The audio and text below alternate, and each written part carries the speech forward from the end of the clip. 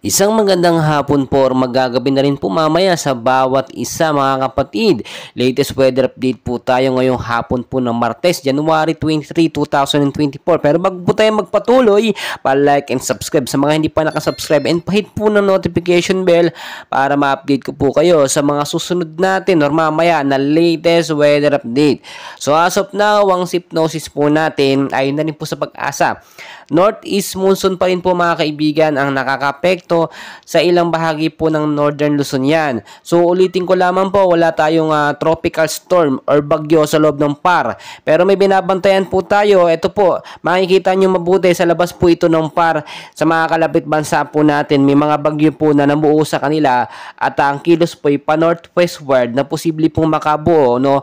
Or yung extension ng lakas ng kanilang hangin ay makabuo ng mga cloud cluster or active LPA malapit po sa Philippine Area of Responsibility natin. But as of now, wala pa naman po itong direktang epekto sa ating bansang Pilipinas. So balik tayo dito sa ating bansa, no?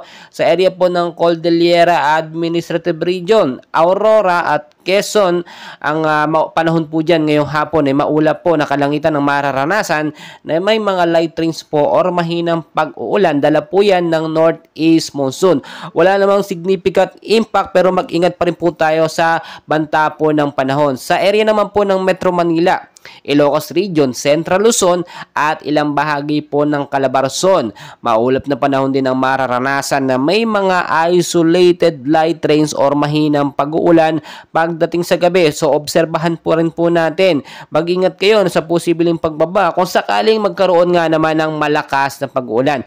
Especially yung mga landslide prone area din, mag-ingat din kayo, no? Kapag umuulan, alam nyo na ang gagawin. Pag matataas na lugar, mag-ingat kayo sa landslide. At ang ilang bahagi naman nating bansa ngayong hapon po ng Martes, no, January 23 ay makakaranas ng maulap na panahon na posibleng magkaroon ng malakas na pag-ulan or light rains pagdating sa hapon. Dala po yan ng mga localized thunderstorm na siya nagbibigay ng pag-uulan sa ating bansa, ano. Kahit wala po mga kaibigan na bagyo, maging handa tayo anong mga oras. Tulad na ang sinasabi, pabago-bago po ang weather condition dito sa ating bansang Pilipinas. Minsan kahit mainit ang panahon, may bagyo naman na parating. Minsan kahit may bagyo, mainit ng panahon. Well guys, patuloy ko po kayong i-update and please don't forget to like and subscribe for more weather updates. Maraming salamat po.